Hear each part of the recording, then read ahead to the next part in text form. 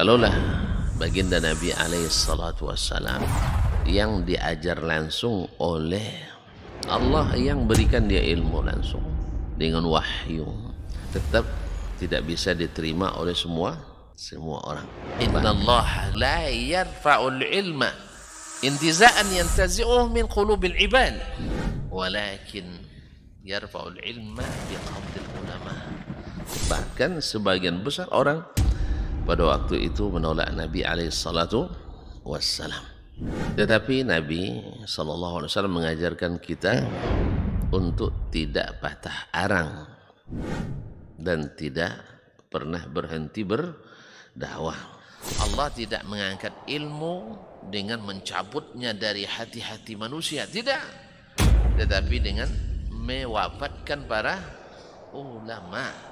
Mana yang lebih afdal, ahli ibadah atau ahlul ilmi? Dari semua sisi ahlul ilmi lebih afdal daripada ahli wabarakatuh.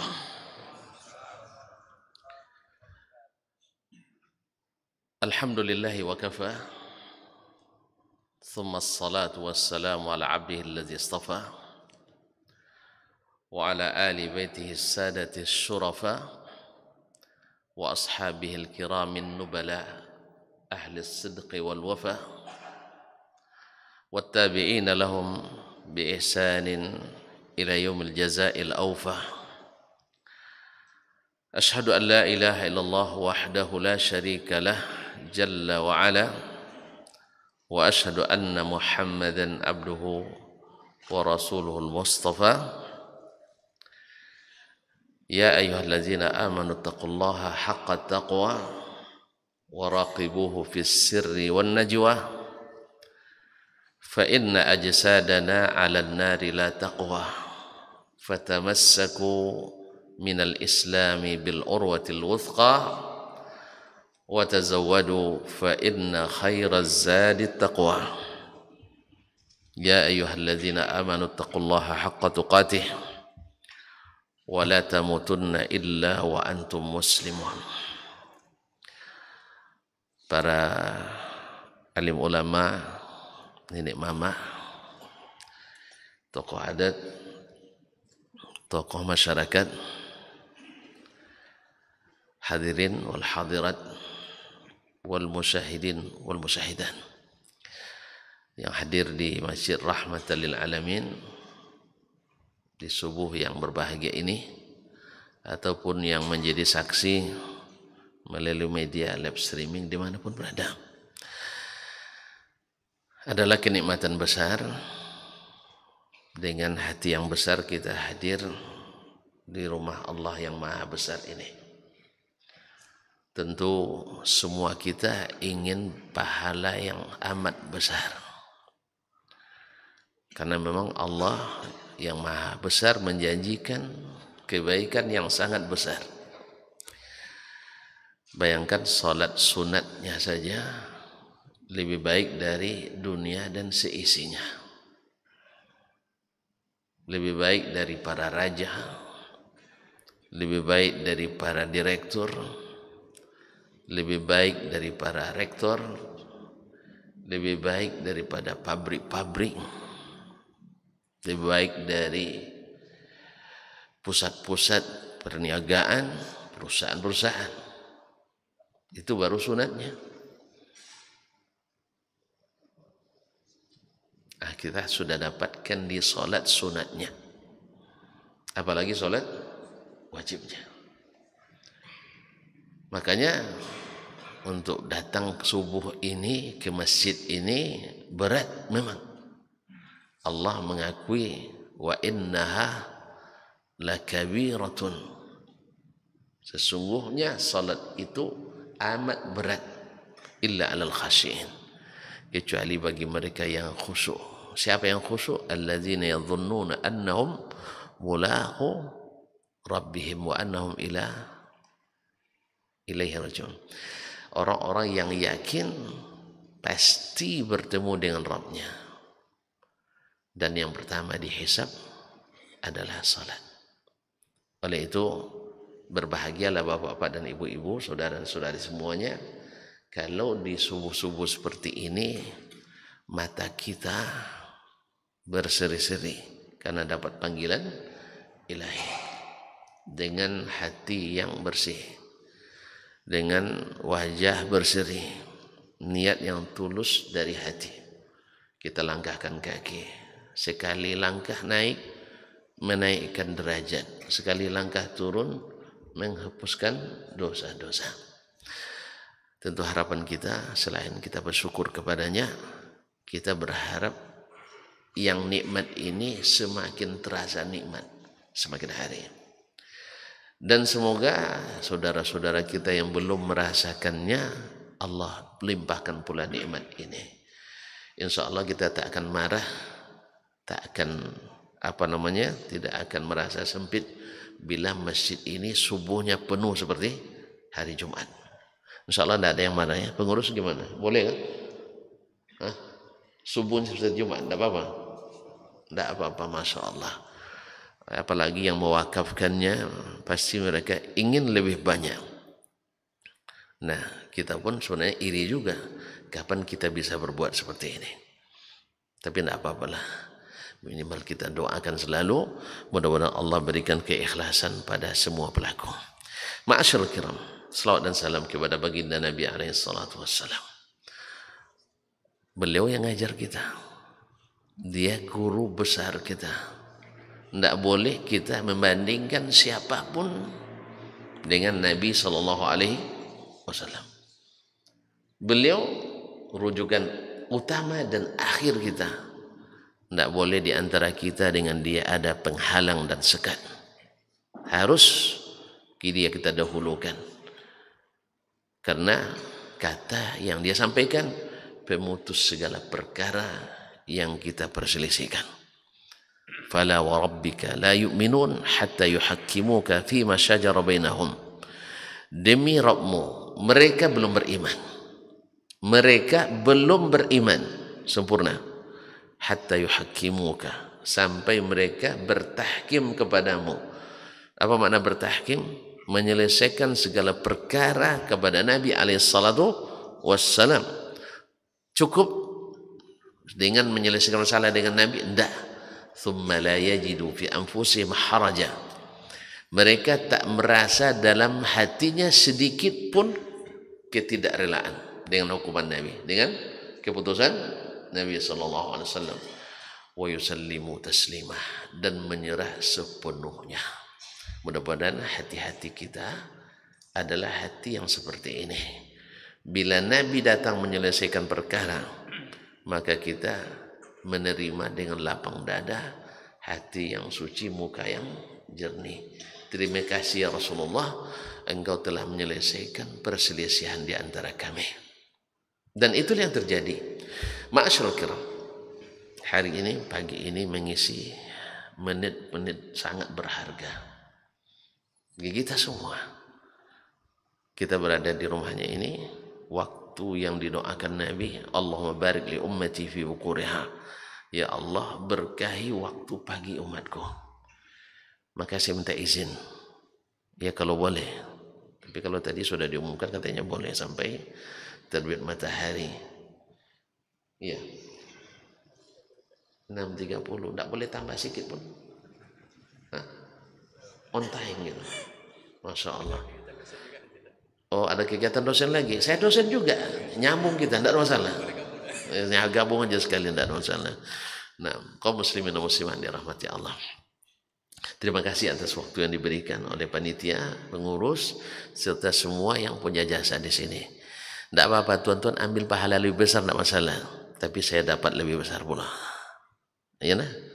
Mudah-mudahan satu kalimat yang saya ucapkan dan itu benar di sisi Allah, memberatkan timbangan. Kalau nanti berlebih timbangan saya, jangan khawatir. Kalau diizinkan, saya beri lebihnya. Siap? Ya, tuan-tuan juga gitu. Kalau berlebih, kasih juga saya. Ya kan?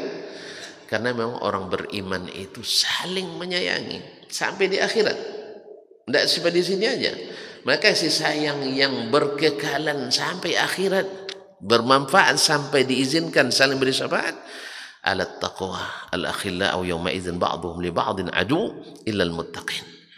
Orang yang bersatu padu, yang saling mencintai, ya, yang saling bersama di dunia ini, di akhirat saling memusuhi, illal muttaqin, kecuali yang bertakwa. Kalau persatuan dan kesatuan itu di atas mengikuti perintah Allah, menjauhi larangannya, mencontoh Rasulullah, dan menghindari segala hal yang tidak disukainya. Kalau enggak, masing-masing dimusuh nanti. Kamu yang nyuruh saya, kamu kenapa mau ikut? Agak itu lagi. Kan sekarang syaitan merayu kita. Besok jumpa di akhirat, saya lepas tangan katanya. Saya hanya menyibisikkan, kalian terima bisikan. Kan gitu? Kalian terima bisikan. Oleh sebab itu, maka hari ini saya mohon izin sampai jam 6.30. Selesai tak selesai, harus doa kafaratul majelis. Baik. Kaum muslimin. Saya ditanya, apa judul Ustaz? Kita ngaji di mana? Masjid Rahmatan lil Alamin. Kalau gitu judulnya wa ma arsalnaka illa rahmatan lil alamin. Masya Allah. Wa ma arsalnaka illa rahmatan lil alamin. Kami tidak mengutusmu hai Muhammad sallallahu alaihi wasallam kecuali menjadi rahmat lil mu'minin, dah, lin nasi ajma'in, dah, lil muttaqin, apalagi lil salihin juga bukan, tapi apa? Lil alamin. Para ulama menyebutkan kalimat nafi wa ma arsalnaka, tidak, menidakkan, wa ma arsalnaka, kami tidak mengutusmu. Setelah itu datang illa, yaitu kecuali, rahmat. Ini dalam bahasa Arab nama lil hasr, bahwasanya segala rahmat itu tersimpul pada Nabi sallallahu alaihi wasallam yang diberi Allah Subhanahu wa taala. Jadi nabilah, kalau tuan-tuan nak mencari rahmat, nak mencari kasih sayang, nak bersatu dan berpadu, seia sekata, sehidup, tidak semati, seia sekata, seiring sejalan, mupakat, maka nabilah jalan untuk itu. Nabilah sallallahu alaihi wasallam jalan untuk itu. Semua selainnya bila tidak sesuai dengannya, tidak akan menyatukan, tapi selalu akan membuat furqah, bukan rahmah. Al-jamaah rahmah, wal furqatu adab. Rahmatan lil alamin, bagi semesta alam. Bukan rahmat bagi orang beriman saja, tidak. Bukan rahmat bagi orang-orang yang bertakwa saja, tidak. Bukan rahmat bagi manusia saja, tidak. Bukan rahmat bagi orang Arab saja, tidak. Seperti sebagian sudah mulai mengarah ke situ, bahwa Nabi itu berdakwah sesuai dengan budaya Arab. Makanya untuk Indonesia harus Islam gaya Indonesia lagi. Nanti orang Eropa tidak gaya Eropa. Akhirnya Islam full colors, warna-warni. Tentuan warna kalau terlalu banyak indah enggak? Coba lihat bendera kita, Masya Allah, merah putih. Kalau sempat di sini ada merah, putih, hijau, jingga dan semuanya, gimana? Susah ketika upacara untuk menjelaskan makna, tapi merah berani, putih suci. Niat keberanian yang diiringi dengan yang suci. Ini terinspirasi daripada keikhlasan dan ketegasan dalam menegakkan kebenaran. Kan berani kita, lupa lagi, berani karena benar, terus takut karena salah. Maka bila antum ketakutan dalam beragama ini, pasti ada yang salah. Kalau ada yang ketakutan beragama, ada yang salah. Tapi kalau di atas kebenaran, tak ada yang takut. Tak ada yang takut. Baik, kembali ke Nabi SAW. Menjadi rahmatan lil alamin. Rahmat bagi sekalian alam. Makanya datangnya Nabi SAW menjadi perekan. Bukan pemecah. Datangnya Nabi SAW pengikat, bukan membuat bercerai-berai. Siapa yang bilang? Allah tabaraka wa ta'ala. Wazkuru ni'matallahi alaikum. Ingatlah nikmat Allah kepadamu. Idz kuntum a'da'an, di saat kalian dulu bermusuhan. Orang jahiliyah bermusuhan. Iya. Orang jahiliyah bermusuhan. Hanya karena kalah lomba kuda, pacuan kuda, perang dua kabilah. Jadi kalau ada yang lomba yang tawuran akibat main bola, berarti ini gaya jahiliyah ini. Gaya jahiliyah. Atau tawuran gara-gara beda ustaz. Ini gaya-gaya jahiliyah. Ingat tuan-tuan, sepanjang sejarah orang-orang pengikut Nabi SAW, coba baca sejarah, tidak pernah menghentikan kajian. Yang selalu menghentikan kajian adalah para musuh-musuh dakwah, musuh-musuh para nabi, selalu. Makanya kalau ada orang ngaji nanti jangan dihentikan, enggak. Jangan dihentikan. Berunding dengan baik. Ya, berunding dengan baik bahwa kembali kita pada Al-Qur'an dan Sunnah. Adapun orang sedang ngaji lalu teriak-teriak demo di luar, cari dalam Al-Qur'an hadis ada. Cari dalam sejarah para nabi ada, enggak ada. Itu semuanya gaya jahiliyah. Semuanya gaya jahiliyah. Jelas? Kok kesana caranya? Antum sensitif nampaknya. Antum sensitif nampaknya nih.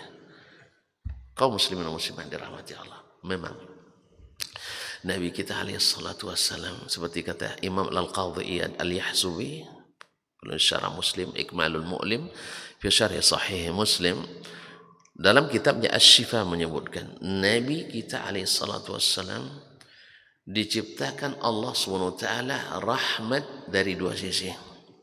Dan ini pula yang dikuatkan oleh Imam Al-Alusi dalam Ruhul Ma'ani, bahwasanya sisi pertama, secara fitrah Allah ciptakan Nabi SAW orang yang diciptakan dengan segala akhlak yang mendatangkan rahmat bagi siapapun yang melihatnya.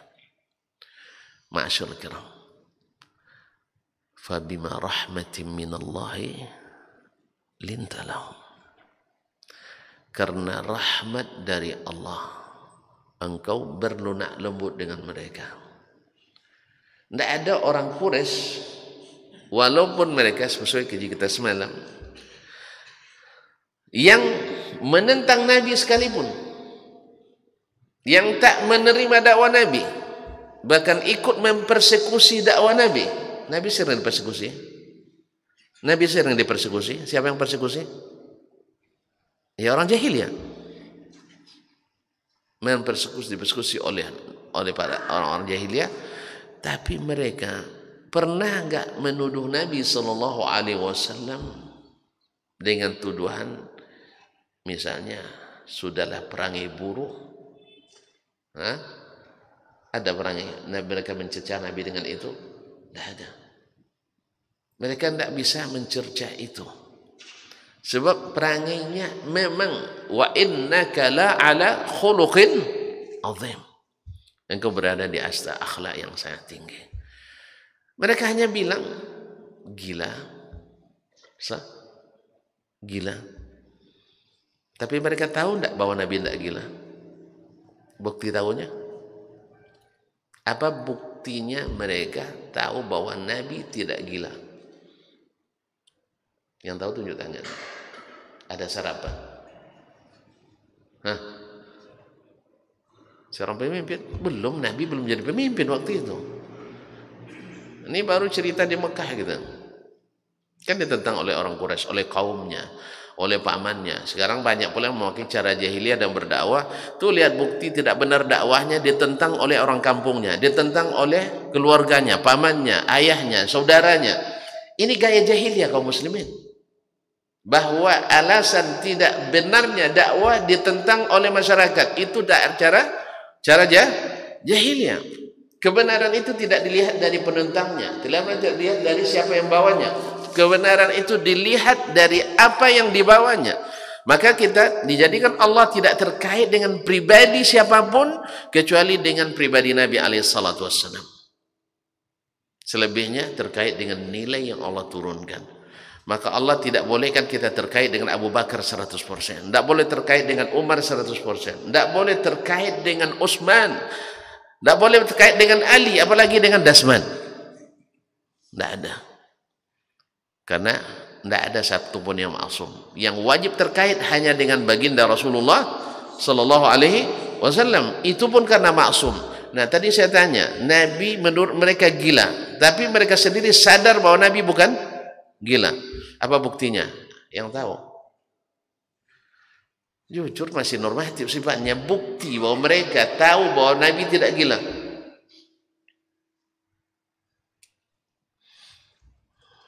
Ini masih pagi Ustaz, sudah mulai ditanya-tanya. Ujian baru selesai. Nah, ada yang tahu? Silakan. Enggak, itu belum jadi Nabi dia. Itu masih damai, aman, nyaman. Kamu sebelum berdakwah aman, nyaman. Tapi setelah berdakwah, nah itu masalahnya. Kalau tidak berdakwah aman kita.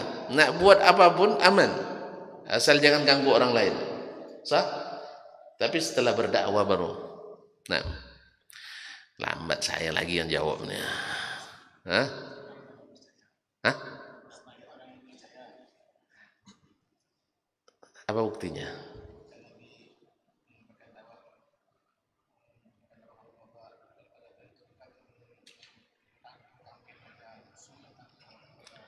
Itu baru mulai itu. Setelah itu Abu Lahab langsung bilang, tabbat laka.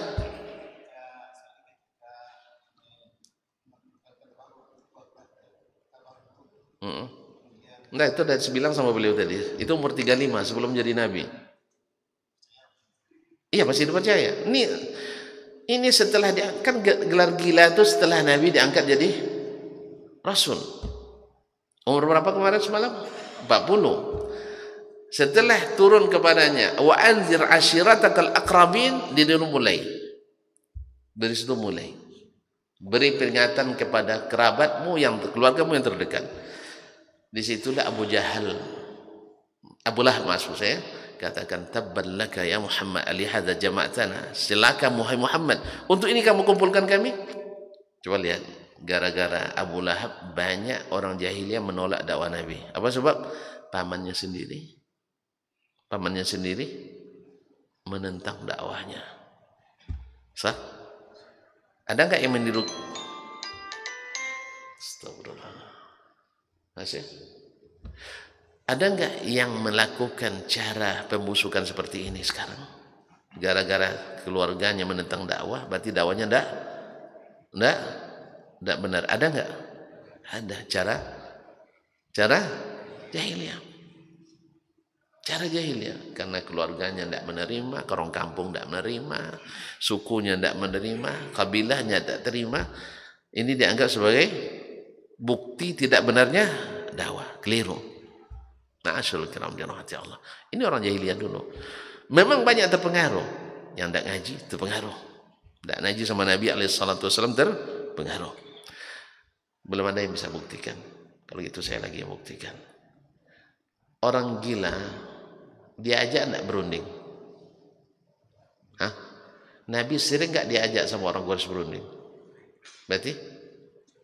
Berarti dalam pikiran mereka Nabi waras atau bukan?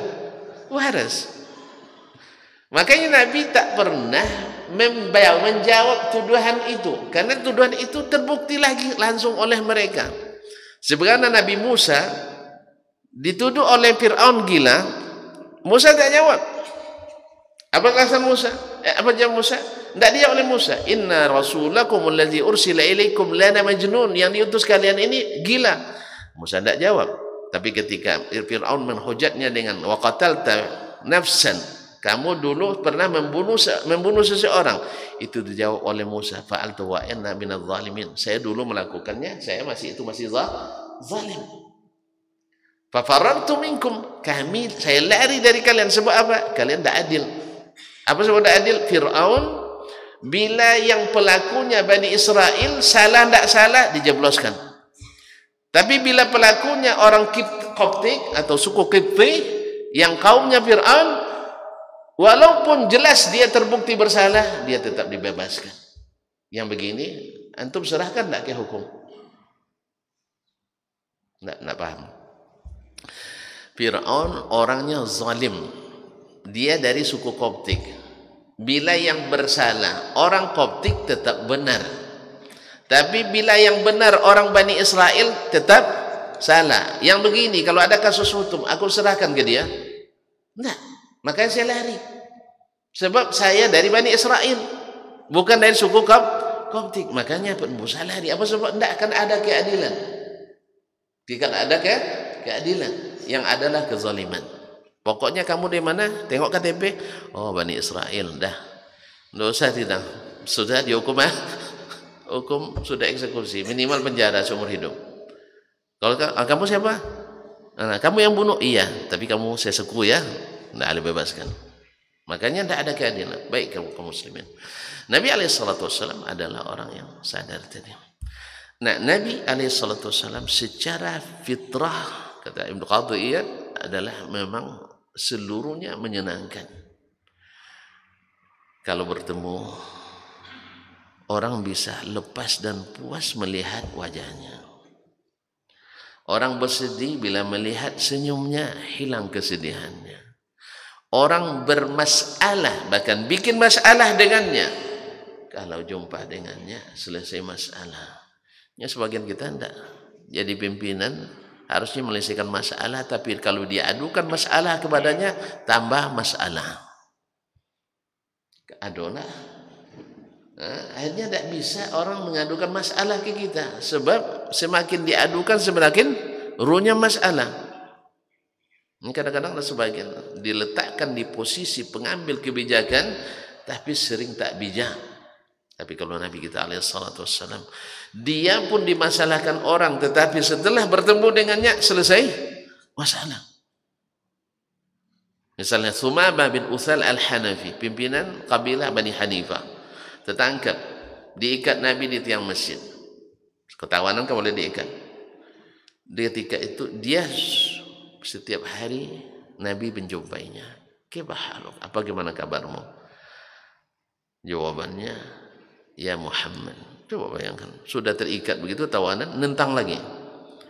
In an'amta ala syakir. Kalau kau memberikan kebebasan, saya pandai berterima kasih. Wa in qatalta zadam. Tapi kalau kau hukum bunuh saya, ingat darah saya ada yang akan menuntutnya. Jadi gertakan, ya ada permohonan tapi ada gertakan. Habis itu Nabi tinggalkan. Besok begitu lagi, jawabannya sama. Jangan coba-coba, saya punya para pendukung.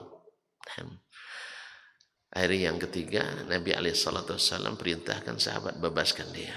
Ketika dilepas, macam-macam kelainan yang putus dia berlari. Nabi mengira dia akan melarikan diri. Ternyata dia pergi ke sebuah telaga, mandi, habis itu berpakaian yang rapi, dan langsung menemui Nabi dan mengucapkan asyhadu an la ilaha illallah wa asyhadu anna Muhammadar Rasulullah. Lah, kenapa? Ya Muhammad, laqad kunta abghadan nasi ilayya. Kamu dulu adalah orang yang paling saya benci. Fasirta ahabban nasi ilayya. Dengan akhlakmu yang begini, saya menjadi orang engkau yang paling aku cintai. Kisah tentang ini banyak sekali kaum muslimin dan muslimat dirahmati Allah. Nabi dalam ayat tadi, para ulama mengistinbat khususnya ahli manajemen. Fabima rahmatin minallahi linta lahum walau kunta faddan ghalidhal qalbi lam faddu min hawlik. Dengan rahmat dari Allah engkau bersikap lunak dengan mereka. Walau kunta faddan, andainya engkau kasar, ghalidhal qalbi, berhati keras, lam faddu min hawlik, mereka pasti akan meninggalkanmu. Siapa mereka? Siapapun. Oleh sebab itu ini perlu menenangkan suasana sebelum melakukan musyawarah. Para ahli manajemen mengatakan ini Nabi disuruh oleh Allah SWT, fa'fu anhum. Dalam kehidupan sehari-hari ini pasti ada kesalahan yang terjadi antara kita, maka maafkan mereka ketika mereka bersalah padamu. Kita ngajak kawan-kawan kita rapat di lembaga, yayasan, institusi, instansi. Jangan di kepala kita akan menumpahkan kemarahan. Tidak ada hasil rapat nanti. Kalau dibawa untuk rapat karena di sini dah penuh, di sini dah melimpah, ya kan, dendam kesumat, dibawa rapat, selesai. Sama. Orang ngajak debat untuk mencari kemenangan, sama. Itu tidak boleh dilayani.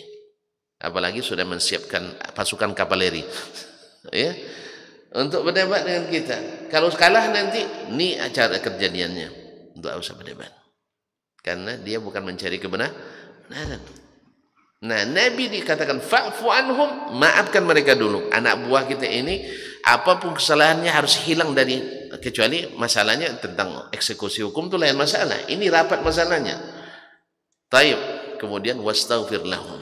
Bila mereka berdosa sama Allah, mohon ampunan untuk mereka. Bersih hati kita ke hati dia, dan bersih Allah kepadanya. Ketika itu datang wasyawirhum fil amri. Setelah itu baru bermusyawarah dengan mereka. Hasilnya insyaallah best, bagus. Nah, baru setelah hasil bagus itu didapatkan, baru kita faida azamta fatawakkal 'ala Allah. Tapi kalau dimulai dengan dendam kesumbat, marah, murka, baru ajak rapat, tidak akan hasil yang baik. Nabi disuruh seperti itu oleh Allah Subhanahu wa taala. Kaum muslimin, kaum muslimat dirahmati Allah. Ini dari sisi kepribadiannya. Banyak sampai kapan kita bicara tidak habis-habisnya. Dengan keluarganya, dengan lingkungannya, bahkan dengan alamin tadi, binatang, dengan tumbuh-tumbuhan. Bahkan kalau tuan-tuan nak belajar tentang bagaimana toleransi nabilah, tentang mana moderasi nabilah, tentang bagaimana rukun dan sebagainya, Nabi alaihissalatu wassalam, karena beliau adalah rahmatun muhdah, kata beliau, innama ana rahmatun muhdah. Yang kedua, sisi yang kedua tadi sisi sifat fisiknya. Sekarang dari sisi syariatnya, ini sangat penting sekali kita ketahui. Kaum muslimin dan muslimat dirahmati Allah. Mana jamnya nih? 15 menit. Oh, banyak itu. 15 menit banyak. Aman. Saya kira tinggal 15 detik. Kalau 15 menit masih banyak. Sisi kedua, dari sisi syariatnya, Nabi sering mengatakan, laula an asyqa ala ummati, laula an asyqa ala ummati, seandainya bukan karena takut memberatkan umatku, seandainya kalau bukan karena takut memberatkan umatku. Banyak seperti itu. Misalnya saya wajibkan mereka bersiwak setiap wudu. Awak gosok gigi 3 kali sehari ya, sering? Sering terlupa. Ini setiap wudu disuruh siwak. Kaum muslimin, siwak itu matharatul lil fam, membersihkan mulut, mardatul lirrabb, mendapatkan ridha Allah. Sederhana bunyinya, sederhana sepertinya, tapi subhanallah, Allah dengannya bisa saja memberikan kemenangan dalam suatu pertempuran. Seorang panglima perang Islam ketika menaklukkan kota Khawarizm di Rusia, Uni Soviet dulu. Berapa lama? Berbulan, kalau tidak salah saya sudah hampir 3 bulan tak juga bisa ditaklukkan. Padahal dengan perlengkapan dibanding dengan yang lain lebih komplit. Pasukan jumlah banyak, tidak ada kurangnya. Tapi tidak kunjung-kunjung Allah beri kemenangan. Masya Allah. Lihat seorang pemimpin yang bertakwa, dia tidak mencari kelemahan, dia mengatakan apa teknik pertempuran yang apa kelemahan kita. Karena itu semua orang bisa tahu. Tapi yang dia cara dipanggil seluruh pasukan dengan jumlah 30.000 orang atau 35.000 orang, diperiksa satu-satu. Siapa di antara kalian yang melakukan maksiat? Karena maksiat itu melambatkan turunnya rahmat. Maksiat itu melambatkan turunnya pertolongan. Jadi jangankan mereka bikin pesta, kita kan syukuran kadang banyak kufurannya. Ya syukuran banyak kufuran nikmatnya. Masa pulang haji ngundang DJ? Kak DJ, tahu DJ? Bukan Khadijah, enggak, Kak DJ. Apa dia? Apa kepanjangan tuh? Hah? Pulang haji syukuran ngundang band, orkes. Subhanallah, kaum muslimin, aneh bin ajaib. Saya tidak bicara tentang musik haram dan tidak haramnya dulu. Anak gadis menari depan Pak Haji, apa hukumnya? Biasa yang nyanyi nenek-nenek ya. Bila Israel gitu ya lagunya. Saya pernikahan juga sama. Sudah itu hamil, ya berkahi pernikahan anak. Mana mau berkah? Yang kita buat mendatangkan murka Allah SWT. Tidak usah bicara tentang musik halal haram. Ini Nabi bilang akan ada yang menghalalkannya. Akan ada dari antara ulama-ulama yang menghalalkannya. Ini khilaf yang tak bisa dihapus. Kaum muslimin dan muslimat dirahmati Allah, tak bisa dihapus dalam kampus Islam. Akan ada yang menghalalkan, berarti kalau ada yang menghalalkan berarti hukumnya cari sendiri. Yang saya tanya sekarang, masalah anak perempuan menari dan menyanyi di depan ustaz-ustaz, apa hukumnya? Kalau ustaz yang nengok halal, gitu. Kalau yang tidak ustaz, kalau Pak Haji yang nengok boleh, gitu ya. Karena hatinya sudah bersih. Masya Allah, tabarakallah. Kalau gitu nanti kalau pulang haji masuk karaoke tidak apa-apa.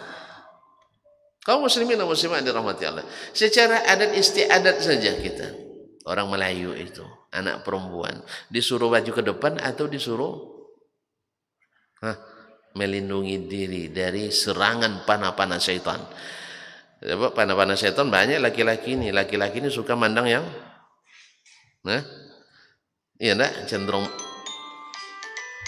apa lagi? Antum yang ngirim. Antum yang ngirim tadi? Enggak, dia sendiri. Subhanallah. Ini ada apa namanya? Ada drone di sini nampaknya. Kaum muslimin dan muslimat dirahmati Allah SWT. Sampai di mana tadi? Nak gadis yang antum ingat. La ilaha illallah. Subhanallah, memang suka yang mata laki-laki ini memang suka nengok yang rancak. Condong mata kayak rancak, iya kan? Biasa itu. Makanya kalau laki-laki nangis, apa yang dilindunginya? Mata. Apa sebab? Ketika dapat musibah, meninggal istrinya, nangis dia, matanya ditutup. Sebab dosanya banyak di sini. Sah? Betul tak? Cuman sambil nangis tuh nengok lagi yang lain. Kalau ibu-ibu kalau dapat musibah nangis yang ditutupi apanya? Biasanya tangannya di mana? Nah, iya kan? Di mulut. Kenapa? Dosanya banyak di mulut. Makanya oleh sebab itu wanita kalau keluar dilarang tampil rancak-rancak benar. Sebab apa? Mata laki-laki memang suka nengok yang najis. Kaum muslimin dan muslimat rahmati Allah. Jadi ketika pasukan dikumpulkan, tidak ada yang melakukan dosa, kecuali dosa-dosa kecil biasa. Gitu. Dosa kecil tidak ada kita yang selamat satupun. Yang maksiat, yang besar tidak ada. Mencuri, tidak.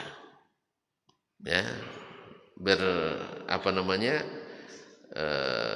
menggibah, tidak. Semuanya bersih. Lalu ada yang bilang, ya komandan, mungkin selama kita berperang ini kita sibuk lupa memakai siwak. Lupa memakai siwak. Wajar aja orang dalam peperangan. Pas subhanallah dengan niat lillah. Coba lihat. Hal yang kecil berarti besar.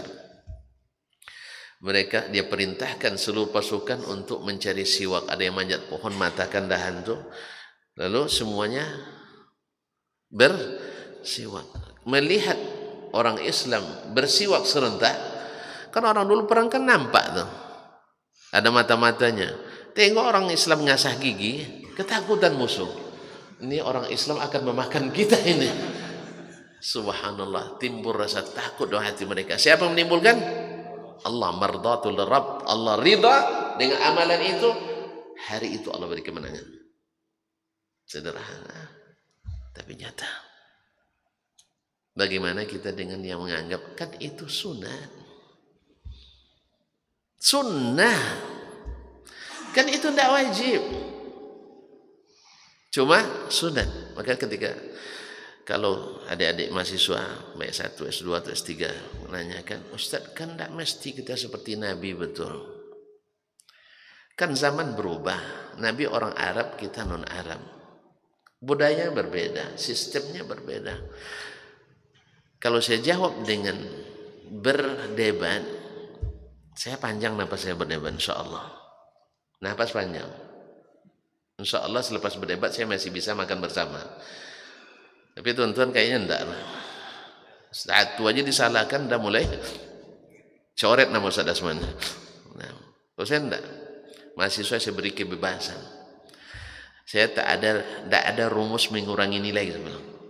Walaupun yang lain kalau tidak sependapat mesti C. Kalau tidak, saya C juga tapi cantik. Nah, ya, saya tidak pernah ada rumus mengurangi nilai. Yang patut dikasih AA. Walaupun tak sepakat dengan saya pendapatnya. Nilai saya bukan nilai belajar, bukan nilai pendapat, bukan nilai saya arileran, bukan, tidak. Nilai saya nilai dia belajar, aktif, sopan, ya cukup absensi, ya. Dan berani, itu saya hargai. Kaum muslimin dan muslimat dirahmati Allah. Kenapa pula sampai situ tadi? Tolong ingatkan. Kenapa tadi? Tidak ada yang nyambung lagi nampaknya. Komus, apa? Nilai belajar. Kenapa sampai nilai belajar? Simpangnya di mana tadi? Ini pada lupa semua anda. Gimana? Ahsanta. Ini panitia dapat. Ya, apa saya kasih walaupun panitia. Mau kunci kamar hotel. Ya, antum sarapan berapa sih? Sarapan antum berapa biasanya? Lontong sayur, lontong paku. 5.000. Nah, ini yang 5.000 katanya. Saya kasih 5.000 sih. 5.000 antum. Ya, yang tukang beritahu juga 5.000. Ya, kasih lontongnya. Dia bilang saya tidak kena kasih 5.000 tadi. Alhamdulillah. Dia nak menyelamatkan saya nampaknya. Kaum muslimin dan muslimat dirahmati Allah. Apa tadi? Kenapa? Ini calon magister pada doktor yang bilang nih. Saya jawab dengan ini itu beralasan filosofis, alasan logis, alasan empiris dan sebagainya. Panjang perdebatannya. Waktu kita tinggal sedikit. Maka saya jawab dengan pendek. Ini yang saya sampaikan. Antum yakin gak bahwa Nabi kita sallallahu alaihi wasallam adalah orang pertama masuk surga? Yakin enggak? Yakin. Enggak ada yang enggak yakin. Ya Pak ya. Yakin enggak Nabi yang pertama masuk surga? Enggak. Kalau enggak saya bawa ke akhirat nanti. Kalau ada penelitian dulu masalah akhirat, kita ke akhirat dulu, karena ya, harus ada bukti fisik. Kita foto di sana nanti. Nah, kalau tunggu dulu datang ke akhirat, tidak ada gunanya. Makanya diutus Nabi dan Rasul yang mengabarkannya. As-Sadiq Al-Masduq. Dia bilang, yakin tak Allah, yakin tak Nabi sebagai orang pertama masuk surga? Yakin. Kalau antum yakin dia yang pertama masuk surga, mau tak antum barisannya jauh dari Nabi? Hah? Antum senabi misalnya seragamnya putih hitam, antum pakai merah jingga, sesap dengan Nabi? Nah. Makanya sahabat dulu ketika diberikan perintah oleh Allah dan Nabi SAW, dia tidak nanya, apakah mesti kami seperti Nabi juga? Tidak ada dia nanya. Karena memang rusaknya jahiliyah itu karena berbeda dengan Nabi sebelumnya. Semakin jauh kita meninggalkan Nabi, semakin jauh pula kita tersesatnya. Bukan masalah Nabi orang Arab, kita orang Indonesia, orang Nusantara, tidak. Nabi itu diutus rahmatan lil alamin. Syariatnya rahmat lil alamin. Jangan cari yang lebih sempurna. Nabi tak pernah disuruh memilih antara dua masalah kecuali yang pilih yang paling mudah untuk kita. Bukan disuruh lagi, kita milih lagi. Tidak. Nabi sudah pilihkan untuk kita yang termudah. Semua syariatnya sempurna. Sudah dapat al-yawma akmaltu lakum dinakum. Kalau antum disuruh ujian nyontek, boleh bawa catatan, tulis seperti yang ada di diktat ini, atau disuruh cari jawaban sendiri, pilih yang mana coba? Ini tidak ada yang kuliah nih. Hah? Mana yang lebih mudah dan lebih banyak disukai sebenarnya? Mencontoh yang ada atau membuat yang baru? Contoh yang ada. Apalagi contoh itu sudah dapat grade A, bukan E ya. Kalau E bahasa Inggris, A. Al-yawma akmaltu lakum dinakum wa atmamtu alaikum ni'mati wa raditu lakum al-islam madina. Inilah mana rahmat pada syariat Nabi alaihi salatu wassalam. Rahmat pada syariat Nabi alaihi salatu wassalam.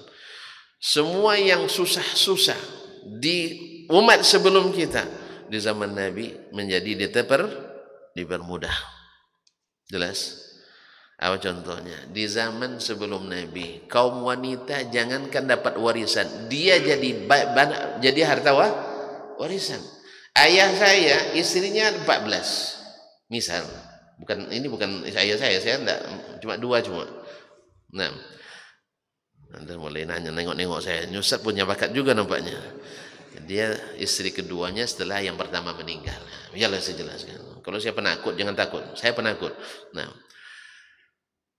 istrinya 14. Anaknya mewarisi istri orang tuanya di zaman jahiliyah. Dari mana dapatnya? Balik kaji semalam. Pikiran perasaan. Laki-laki berkuasa. Tapi datang Islam, wanita diangkat tinggi-tinggi, disanjung tinggi-tinggi. Sebagai ibu, pintu surga. Sebagai istri, juga pintu surga. Sebagai anak perempuan, penghalang dari api neraka. Ketika kita meninggal, dapat warisan. Ketika menikah, dia dapat terus, tak wajib berbelanja. Tapi kita terbalik nampaknya. Bini yang mencari, kita tinggal menghisapnya. Iya kan? Iya. Istri yang mencari, kita tukang hisapnya. Kaum muslimin dan muslimat dirahmati Allah. Maka wajarlah bila banyak kaum wanita minta khulu dari kita. Sah? Makanya 65% perkara minta cerai dinominasi oleh pegawai negeri. Karena sertifikasi. Kalau itu cabut aja, jangan. Tambah bahaya. Bukan dicabut sertifikasinya, tapi bawa keduanya ngaji di rahmatan lil alamin. Kalau udah ngaji, insya Allah Walaupun ngaji juga jaminan, tapi ngaji tapi aplikasi. Jadi ilmu yang teraplikasi. Kaum muslimin dan muslimat dirahmati Allah. Jadi Nabi itu rahmat dari sisi fisik, dari sisi kejadian fitrahnya, semuanya indah untuk dilihat. Bahkan dibaca saja kita sudah merasakan keindahannya, apalagi kalau melihat langsung. Yang kedua adalah rahmat pada syariatnya. Syariatnya semuanya mudah. Semuanya memudahkan. Kalau tidak sanggup sholat berdiri, boleh duduk. Kalau tidak sanggup duduk, boleh berbaring. Tidak sanggup berbaring, boleh dengan kedipan mata. Tidak berkedip lagi mata, inna lillahi wa inna ilaihi raji'un. Dah. Sekira demikian yang dapat saya sampaikan, mudah-mudahan bermanfaat. Wabillahi taufiq wal hidayah. Subhanakallah bihamdik, asyhadu an la ilaha illa anta astaghfiruka wa atubu ilaik. Wassalamualaikum warahmatullahi wabarakatuh.